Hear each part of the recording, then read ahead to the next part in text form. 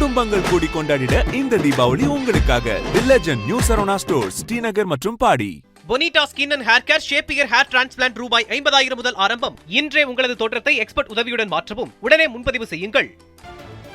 தமிழக கேரள எல்லைப் பகுதியில் அமைந்துள்ள எடப்பாளையத்தில் பெய்த கனமழையால் அப்பகுதியில் காட்டாற்று வெள்ளம் ஏற்பட்டுள்ளது.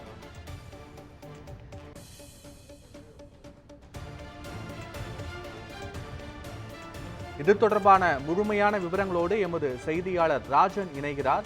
ராஜன், விவரங்கள் என்ன? பத்மநாதன், அதாவது தமிழகத்தில் பல்வேறு பகுதிகளிலும் மற்றும் தென்காசி மாவட்டம் மற்றும் மேற்கு தொடர்ச்சி மலை பகுதிகளிலும் கடந்த 3 தினங்களாக இடைவிடாத கனமழை மாலை நேரங்களில் பெய்து வருகிறது.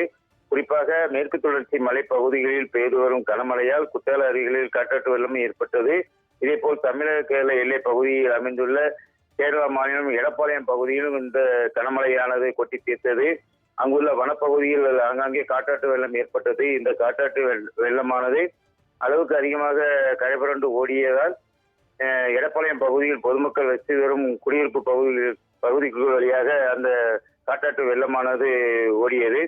மேலும் இந்த காட்டாற்று வெள்ளத்தால் அந்த பகுதியில் வசிக்கும் மக்கள் மிகவும் பெரும் சிரமத்துக்கு உள்ளாகி உள்ளனர். அதாவது வீட்டை விட்டு வெளியே வர முடியாத அளவுக்கு அந்த தண்ணீர் என்பது ஆர்ப்பரித்து கரைபுரண்டு ஓடுகிறது.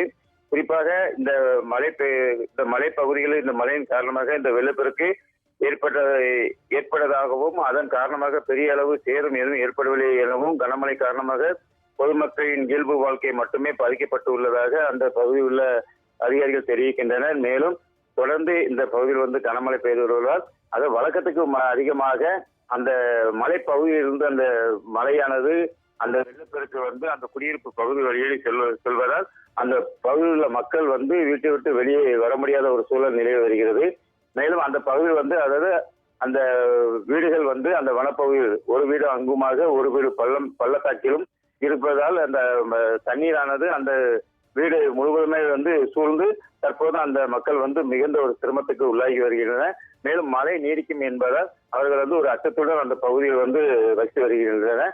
அதே போல் ஆரங்காவு, கொல்லம் உள்ளிட்ட பகுதிகளிலும் இந்த கனமழையானது பெய்து வருகிறது.